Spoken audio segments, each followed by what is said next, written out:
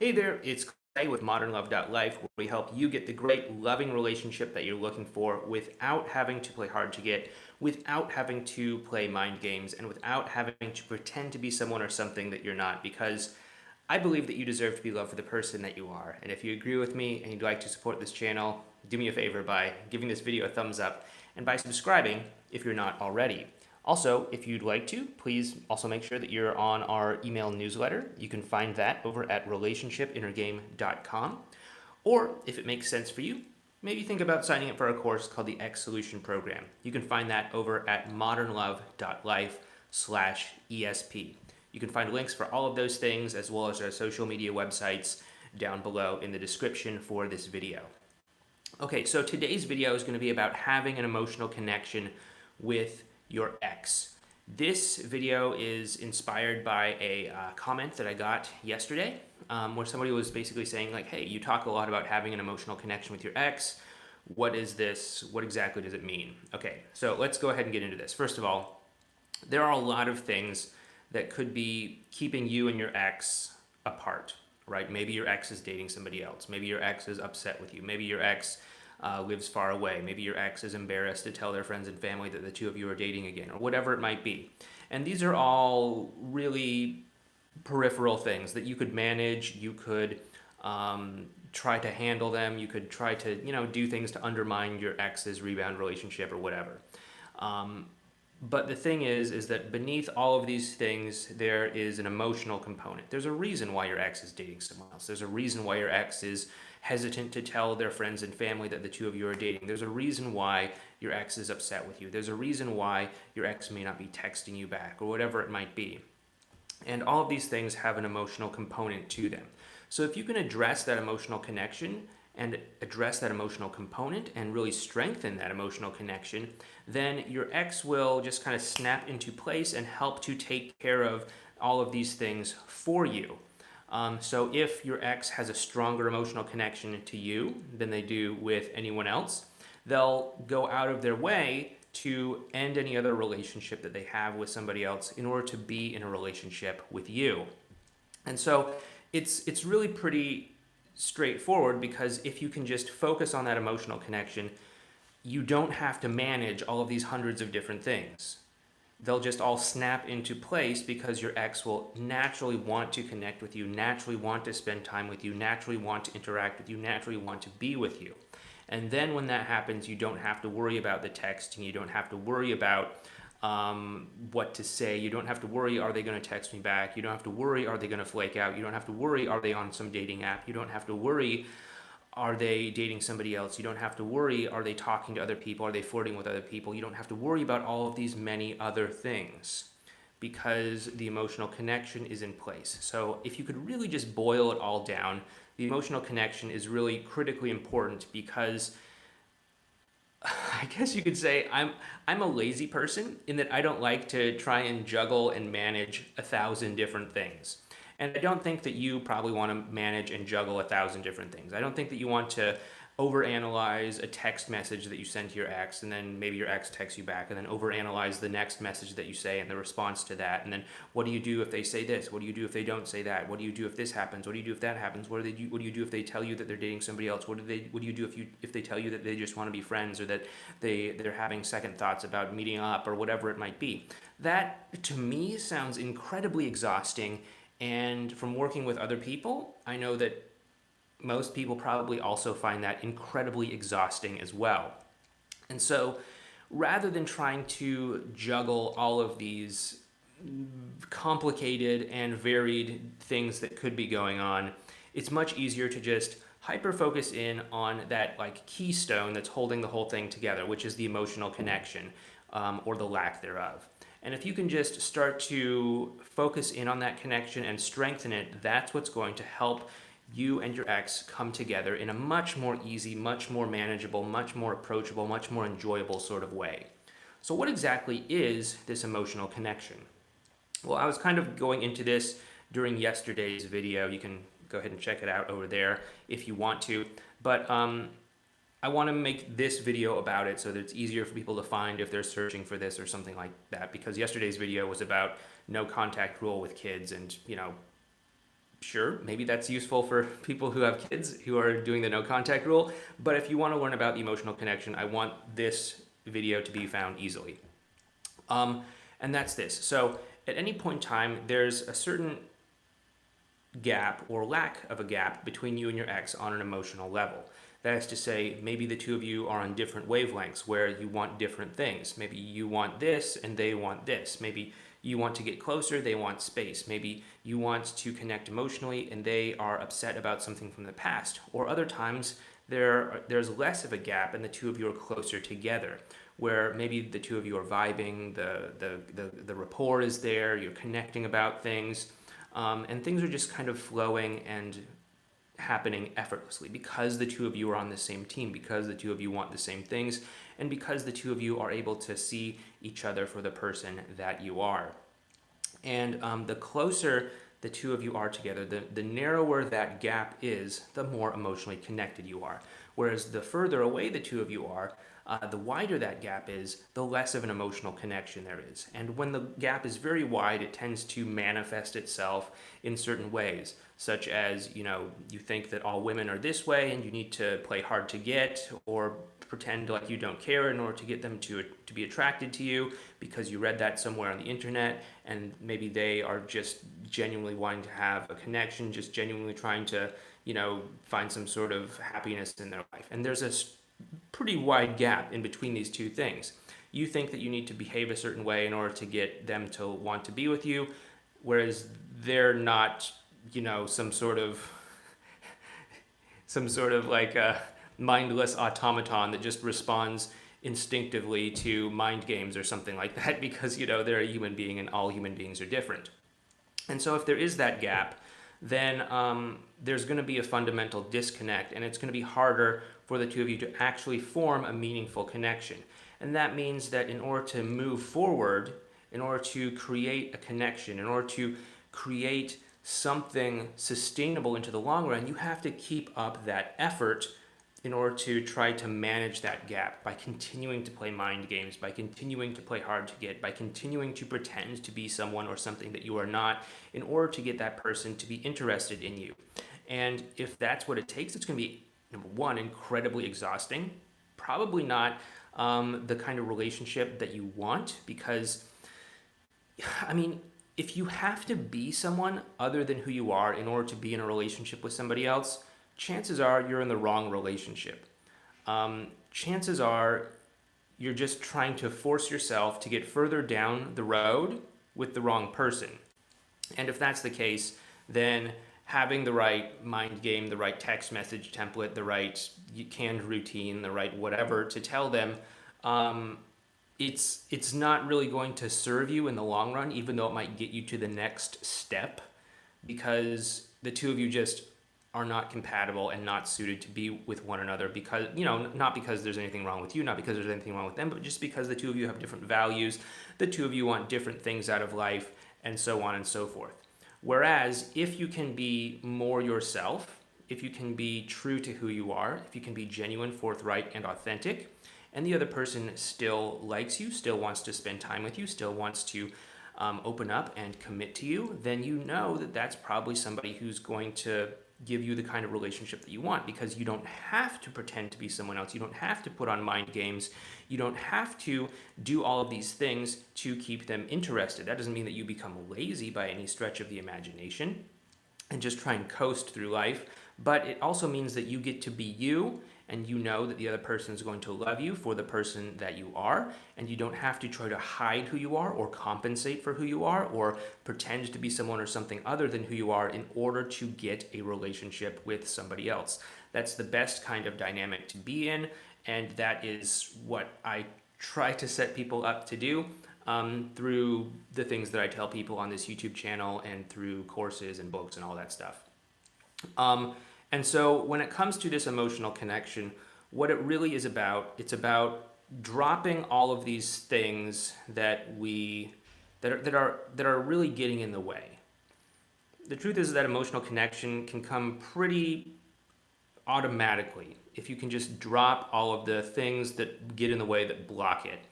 like beliefs about men, beliefs about women, beliefs about how you should be, beliefs about how you shouldn't be, beliefs about how you're unlovable, beliefs about how we all want what we can't have, beliefs about whoever cares the least controls the relationship, or whatever it might be. And as you can start to peel back these beliefs, as you can start to peel back these inauthentic ways of being, and as you can start to bring yourself more to the relationship in a direct and genuine sort of way, you're going to really be more of yourself. You're going to be really fostering a deeper emotional connection between you and your ex, and you're going to be really inviting them and inspiring them to drop their own beliefs, their own limitations, their own lists of shoulds and shouldn'ts and all of that, such that the two of you can come together without any sort of preconceptions, any BS beliefs, any performances, any acts, any mind games, any whatever it might be. And, sure, some people might be really attached to their mind games. Some people might be really attached to their limiting beliefs. And if somebody is just really committed to playing mind games with you, and the more open and honest you become around them, chances are you're going to lose motivation for trying to make that work. You're going to lose motivation for continuing to play those mind games with that person. And that is going to really start to cause you to lose interest in them and to start to gain interest in other people who are willing to be direct and forthright with you. Because you're going to care more about somebody who's really willing to show up as the person that they are, who's not just going to, blow smoke at you and try to convince you that they're something other than who they are, and that, they are unimpacted by you because they're such a badass, or that they're always happy 100% of the time because, I don't know, somehow you're supposed to believe that they never feel down or depressed or sad or anything like that. And so that is really what emotional connection is about. There are a lot of ways that you can start to develop this.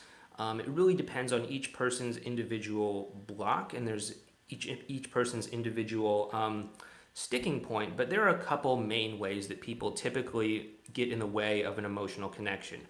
The first one is that they're just not present in the moment. They are off thinking about something in the future. They're off worrying about something that happened in the past. They're off judging themselves. They're off judging other people or something along those lines.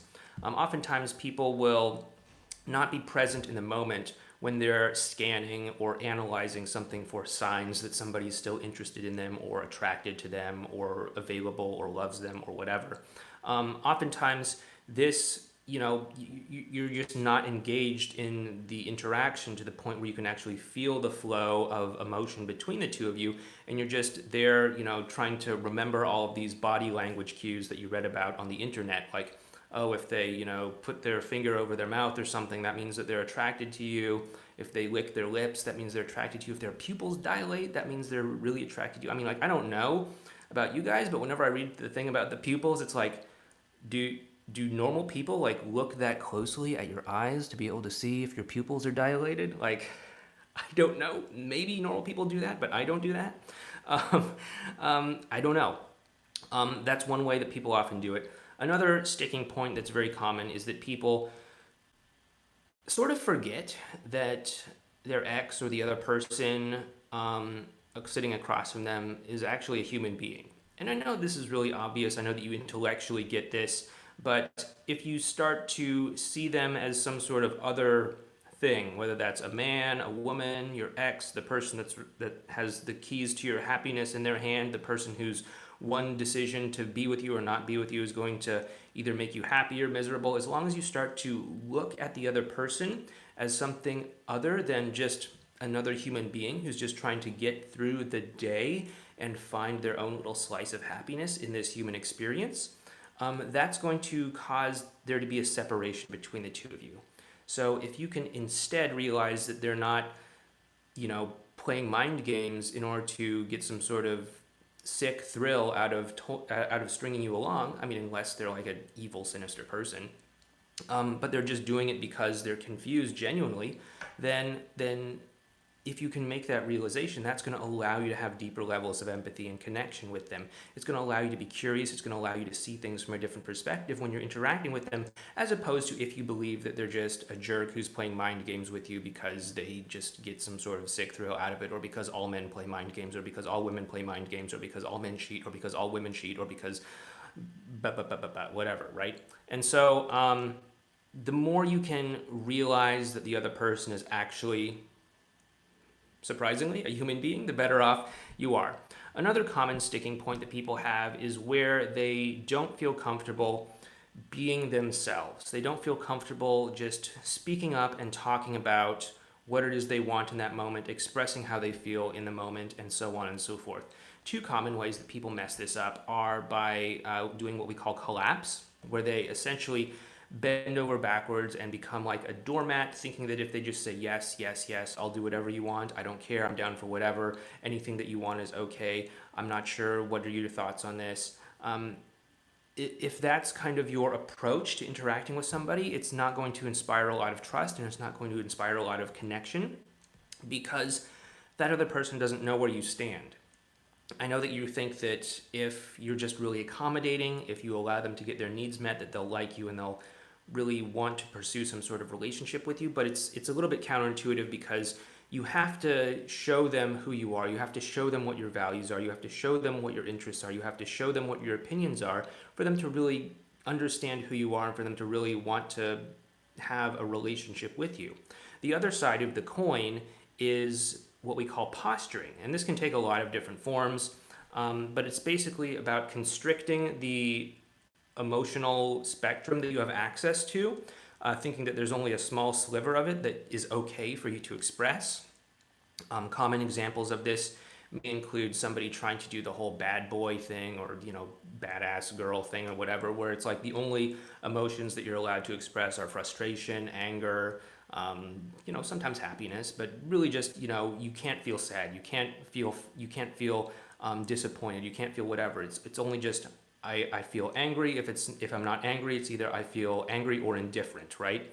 And obviously that's not real. As a human being, you have a full spectrum of emotions, and by constricting it to just a narrow range of emotions, it really causes people to not know you, to not know the true you, to not actually be able to feel connected to you.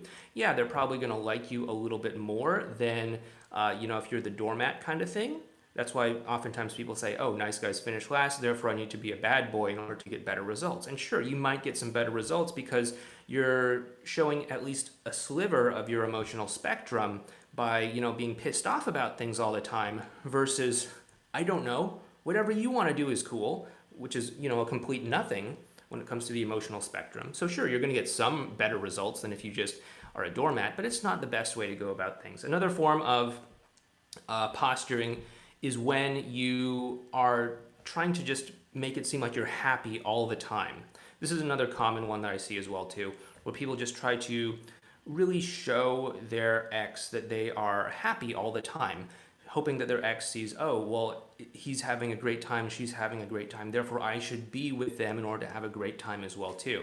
And sure, if you're genuinely having a great time, if you're genuinely happy, that's great. Obviously express that, obviously broadcast that out there, but don't think that you need to fake it in some way, because that's not going to allow them to know the real you, to form an actual emotional connection with you, and to really see you for the person that you are.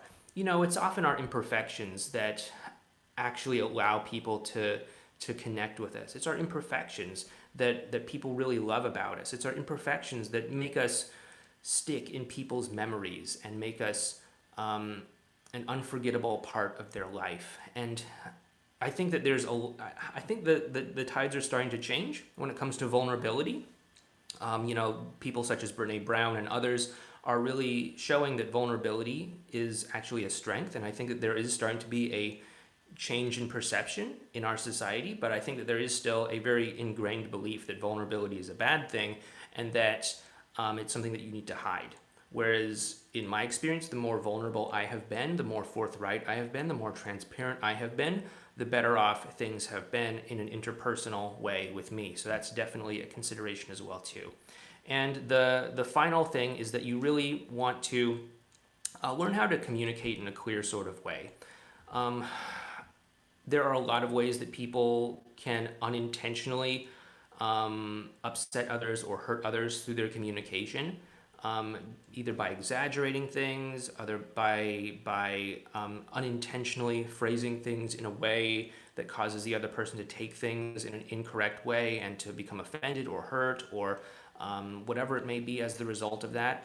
So you really want to practice. I mean, at least for me, the more I've worked on all of these previous things that we've talked about, the more intentional I have become about my word choices and about the things that I say. You know, I don't exaggerate things in order to get more attention from other people. I don't over dramatize things in order to make my strifes and struggles seem more intense or dramatic, because ultimately it's going to decrease the amount of trust that somebody has with you if you're constantly not being honest in your descriptions of things, in the way that you talk about things, in the way that you phrase things.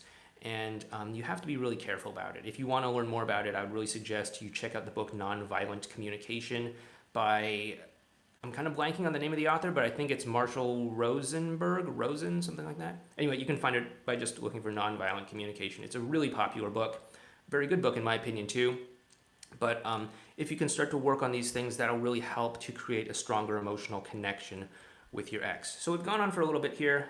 Now I'm going to go ahead and check into the comment section. But before I do that, once again, if you like what we're doing, please consider supporting this channel by hitting that thumbs up button, by subscribing if you're not already subscribed to the channel. And if you want to get more strategies and tips, please think about signing up for our newsletter over at relationshipinnergame.com. Or, if it makes sense, maybe think about signing up for our course called the X Solution Program, where I teach you all of this stuff and more over at modernlove.life/ESP. Anyway, let's see what folks are talking about today. Let's see, someone says hello. Hello there. Yeah, trying to get this video out before it gets too hot. It's a really hot week here in Seattle, and most of these buildings do not have AC, so I'm trying to get this out earlier in the day before it starts to get swelteringly hot here. I gave up on dropped contacting her. She was too emotionally unstable, and is that the right move? Well, I mean, there is no right move or wrong move. You just have to choose what your standards are. If your standard is to not be with somebody who is emotionally unstable, and that's like a deal breaker for you, then you know what you did was probably the right move. If it's not a big deal and you want to be with her for other reasons, then you know maybe you just need to get past it and be okay with the fact that maybe she's emotionally unstable, at least in a temporary sort of sense for some reason. But you have to know your own standards. You have to know what you're looking for in a partner, and you have to be willing to walk away from somebody that doesn't meet those standards, whatever those standards are. I'm not saying there's some sort of set of like, these are the ideal standards that you should have for anyone that you're in a relationship with, because your standards are going to be your standards and my standards are going to be my standards, and this person over here, their standards are going to be their own standards. But you have to discover what your standards are. What are the things that you must have in a partner or a relationship? What are the things that you're not willing to put up with in any partner or any relationship? Do you know the answer to these questions? If you do, use this as your sort of compass or navigational guide to determine if you should date this person, if you should not date that person, if you should pursue a relationship with this person, if you should not pursue a relationship with that person. Because if you get into a relationship with somebody, it's kind of a hollow victory if it's the wrong person, if it's a person that's unable or unwilling to give you the kind of relationship that you really want. You're always going to be at least a little bit dissatisfied with that relationship, possibly a lot more than just dissatisfied with that relationship. If you're with somebody that doesn't match your values and standards for what you're looking for in a partner. So I definitely think about that. There is no right move, there's no wrong move. But if emotional instability is a deal breaker for you, then I think that you probably did the right thing. My ex keeps lying to me to push me away. She even said that she likes somebody, and further also said that she did that only to push me away, and not give me hopes, but still loves and cares for me. I am confused.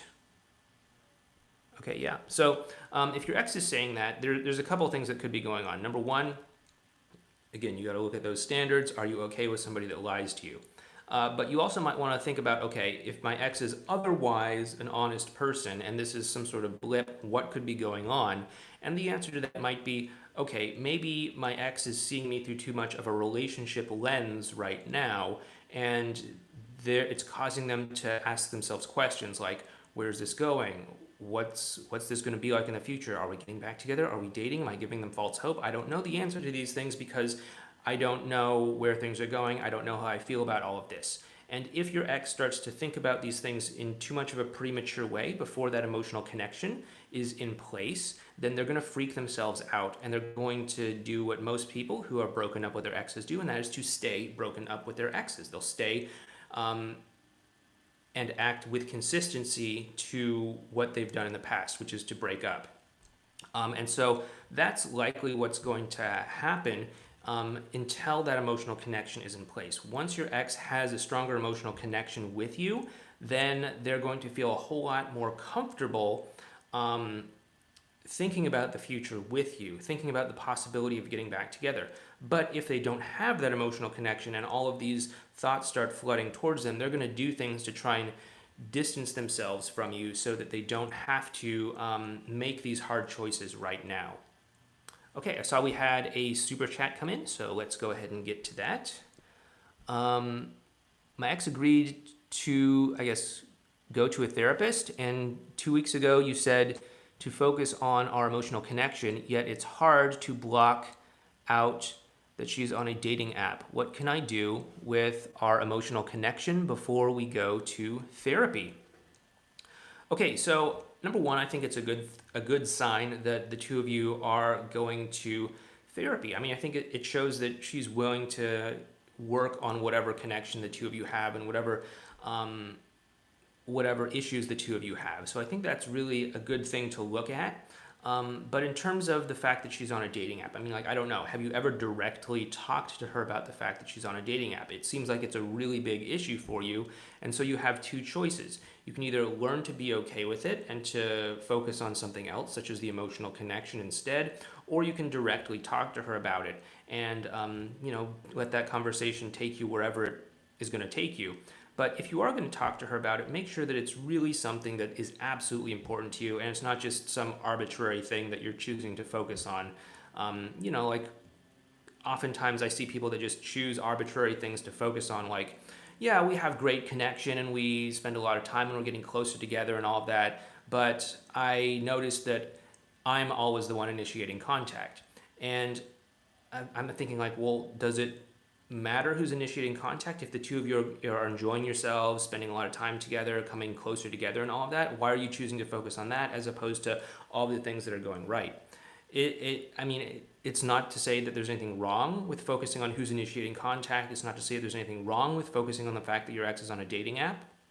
But if you're doing that as a way of micro-focusing on something that could be wrong and ignoring all the things that are going great, then that could be just, a little trap that you're falling into. And it could be one of those things that's taking you out of the present moment. So it's something to think about. But if you have decided that this is the hill that you are willing to die on and you're willing to go to bat for this issue, then by all means, bring it up with your ex, talk about it with your ex, and see how she feels about it. But, when it comes to this whole therapy thing, I think that it's a good idea that the two of you are doing this together. I think that it's a good idea that the two of you start to speak more openly and honestly with one another about what's going on with you and about what your emotional needs are and things of that nature, so that you can really start to come closer together again on an emotional level and to rebuild that emotional connection, whatever that may look like. So overall, I am seeing that this is probably a step in the right direction and again, I mean, just from everything else that you've shared with me in other live streams, I think that this whole dating app thing is honestly kind of a small thing, but maybe I'm not reading it correctly. Maybe it might be a small thing to me, but maybe it's a big thing to you. And if that's the case, and this is something you're willing to go to bat for, by all means, bring it up. Okay, guys, so that's been about 30 minutes. I know we've talked on for a while here, but thanks so much for tuning in. I'm going to get ready to make a live stream video in our members Facebook group. So if you're over there, you might want to open up the Facebook thing and then go ahead and check out that live stream. But thanks so much for tuning in. Hope you have a great weekend. I will not be doing a live stream tomorrow because I'm taking Saturday off in order to go to one of my daughter's friends' first birthdays.